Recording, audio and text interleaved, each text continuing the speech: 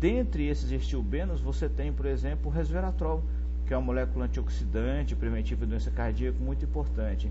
Então, o próprio ambiente, não só o solo, mas também, por exemplo, uma infecção por um fungo, assim como a incidência de radiação solar, é importante para que a planta produza substâncias que acabam trazendo benefício ao indivíduo. Nessa transparência, vocês veem a produção de paclitaxel pela radiação ultravioleta A e a radiação ultravioleta C. O paclitaxel é uma droga antineoplásica extraída de plantas, e à medida que você tem uma radiação solar ultravioleta C, ultravioleta A maior, nós temos uma riqueza em paclitaxel maior na planta também. Isso reflete o quê? Isso reflete a agressão do ambiente. Então a radiação ultravioleta é importante para que a planta produza nutrientes. E esse dado aqui é um dado interessante, mas só interessante, né, porque é uma associação de produção de tetraidrocannabinol e a exposição à radiação, mostrando que quanto mais exposta à radiação, mais tetraidrocannabinol a planta produz, seja na inflorescência, seja na folha. Isso quer dizer, por exemplo, que o local ideal para se plantar uma maconha também deve ser escolhido para que você tenha uma maconha com a capacidade alucinógena maior. Esse é um dado que eu sempre falo em aulas e muitas vezes o pessoal não acredita muito ou acha engraçado, mas eu sempre converso com os alunos e digo assim: olha, se você não tem como medir quanto de tanino, quanto de catequina tem em um chá, vai pelo sabor.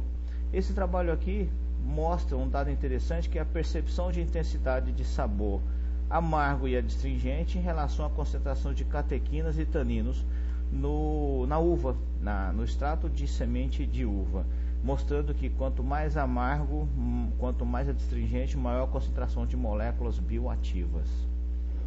Esse dado é bastante interessante, e vocês se lembram muito bem que há muito tempo atrás a soja deixava um aftertaste, e isso limitou o consumo da soja. Olha que interessante, o aftertaste da soja ele é diretamente relacionado à concentração de daidzeína e genisteína, e não só no grão, mas também no leite de soja.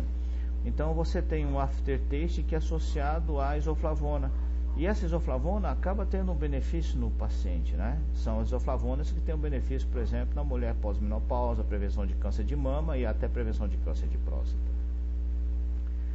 Aqui nós temos um dado da progoitrina e sinigrina, que são sulfurados presentes na couve de Bruxelas, né?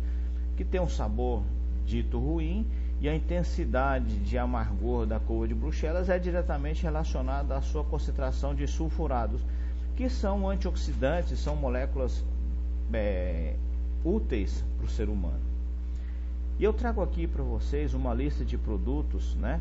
Naringenina, tangeritina e sinestesina, todos eles presentes em frutas ou vegetais, são flavonas, flavononas, eles têm um sabor amargo.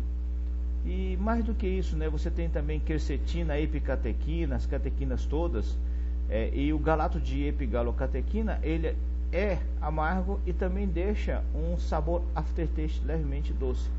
Então essas concentrações de ativos, ou pelo menos o que nós consideramos ativos em várias chás ou em plantas, eles geralmente têm um sabor ruim. Aqui também você tem dados de catequinas e isoflavonas. Então pega uma daidzeína, uma genisteína, por exemplo, eles têm um sabor amargo ou adstringente.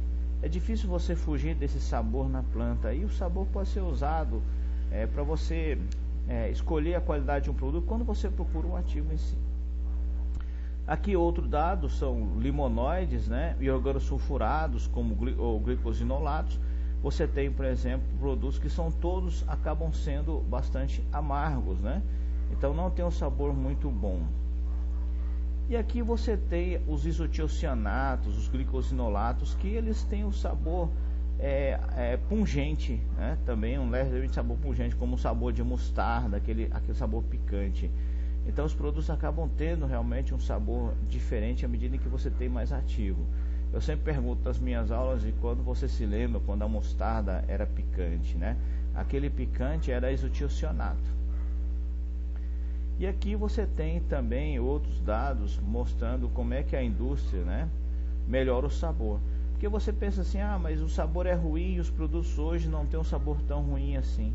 Então olha que interessante, né? A indústria, para melhorar o sabor, para aumentar o consumo, ele simplesmente mostra, por exemplo, que quando ele pega um suco de toranja, ele quer tirar a naringenina, ele faz a absorção por polímeros, ele passa em resinas, ele acelera a degradação, ele remove o produto e adiciona, para citar, por exemplo, no caso de polifenóis, ele adiciona moléculas que fazem a precipitação de taninos. Eles usam fermentação ou cozimento, ou no caso, veja bem, no caso, por exemplo, de glicosinolatos, né, eles alteram as condições de crescimento da planta de forma que a planta não produza glicosinolatos. Isso para melhorar o sabor, para que a população tenha uma condição ou ingira mais desse alimento. Mas na verdade esse sabor melhorado, ele diminui a riqueza em fitocompostos importantes para a saúde humana. E um exemplo interessante é esse trabalho aqui de percentagem de pacientes relatando um sabor bom em couve de Bruxelas. À medida que ele tem menos sulfurado, à medida que ele tem menos sulfurados, os pacientes relatam que ele tem um sabor melhor, né? Então a riqueza de sulfurados é associada a um sabor melhor do produto. Isso é particularmente assustador. Ok, muito obrigado, e esse é o final da aula.